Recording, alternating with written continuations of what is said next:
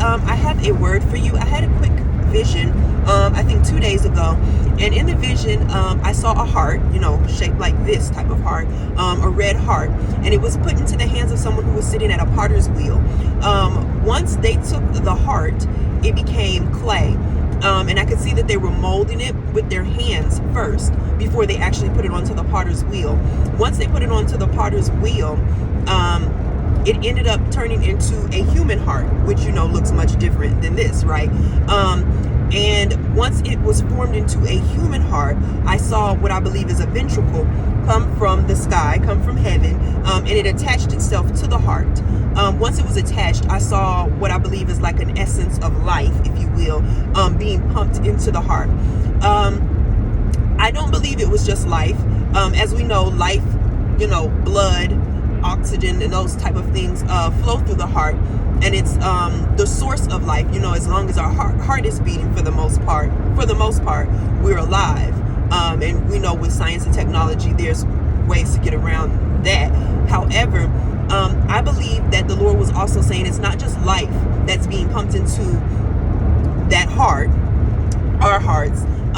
It is also ideas, ingenuity, and creativity. When you sit down to, or if you've ever seen somebody, and it makes me think of the movie Ghost. I'm sure you've probably heard of it, or you maybe seen it. It's an older movie. I want to say it's from the late 80s, early 90s. I'm not sure exactly, but Ghost was a movie where Whoopi Goldberg, she was the ghost, and Ted Danson and Demi Moore were like the main characters. And y'all, I can't even remember who ended up dying. Was it Demi? I don't know. But listen, all I remember is there was a scene that is very memorable in the movie where they were like sitting at a potter's wheel and they were molding clay. So when you mold clay, and for some people, I believe it's really like a labor of love. It's a very creative thing, right? You can turn that clay into just about anything when you sit at the potter's wheel, and it's very dependent upon how much pressure is applied, how you position your hands, your fingers, how long you have it on there. But you can do so many things, and even if you make listen, God's talking right now. Even if you make a mistake with the clay, the thing about clay is that it's pliable and that it's moldable, right? And so God sees us as clay, and He is the potter. And even when you make a mistake in how you're molding the clay, maybe there's a certain way or a certain indentation that you want it to have, right? Because maybe depending upon what you're making. But even if you make a mistake, because the clay is so pliable and moldable, you can literally push that thing back together and remake that thing. God is saying this is what He's doing with our hearts. He says that He's pumping new life into it, and He's making all things new within our heart. But it's not just life that's being pumped into the heart. It's creativity, it's ingenuity, there's gifts and talents and skills and things that He's pumping into this heart, right? He's giving you a new, I feel like God's saying a new lease on life, right? New ideas, things that He's going to place in your heart, things that you things that you didn't even think were a part of your makeup. Excuse me. Things that you did not think were a part of your makeup. But see, because you are clay and because you have been moldable before the Lord, He says that He can do anything with you. He says, I can bring anything out of you. What you didn't even think was possible will be done through you because you have been moldable, because you have been pliable, because you have allowed me, the potter, to put you in my hands, to put your heart in my hands, and to mold you into what I deem you to be. Okay, in this season, it's very important that we allow ourselves to be moldable. I'm sorry if you can't see me, I'm driving, child. This sun, come on.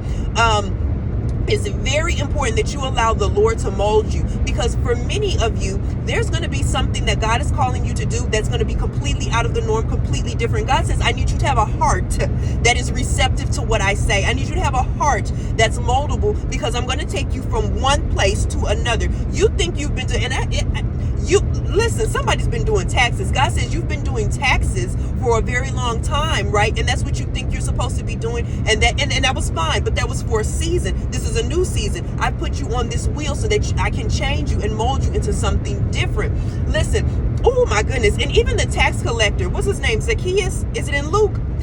Zacchaeus was a tax collector, and people hated him. And when you were a tax collector in the Bible, that was not a sought out profession, right? People who were tax collectors were looked down upon because they were thought to be ruthless and only cared about money and didn't care about people, and would basically take the clothes off your back. I don't even know. Listen, I'm going on a tangent, I feel like this is the Lord. You were looked down upon. And it's so funny how now we are sitting in 2022 and there's so many people that are starting tax businesses and things of that nature, and it's no longer frowned upon, right? God says that he's making some changes, right? And even though what you have been doing, you've been doing it for a long time, and maybe you feel like this is all that there is for me. God says, I'm giving you a new lease on life. I'm changing and I'm molding your heart, and you're going to find yourself being pulled into different arenas, things that you never thought that you would be doing. God's saying that he is releasing a new stream of income on some people. He's releasing a new talent and a new gift on some people, and your heart is going to be in this thing. Come on, your heart is going to be so deeply rooted and grounded in this thing. You're going to be like, God, where did this come from? I don't know nothing about this. How? But God says, listen to me. I'm going to give you the understanding. I'm going to give you the know-how and the wherewithal, to be able to do this thing. And you're going to be so surprised because it's going to be like you're going to have, it's for some of you, it's your like second half of your life, if you will. Like, how did things just change? And sometimes you find people who they retire and they find that there's something completely different that they're doing with their life. God says it's going to kind of be like that. Like, you thought, I'm just going to do this one thing for forever, or this is what I'm good at, this is what I know. And God says, nope, I'm going to flip the script on you. I'm going to change this, and I'm going to have you do something completely different, because I want to show you that there's so much more in you than you think. You think that you can only do one thing. You think that you've only been good enough to perform one task. He says, no. There's so much more within you. I am God. I am creative.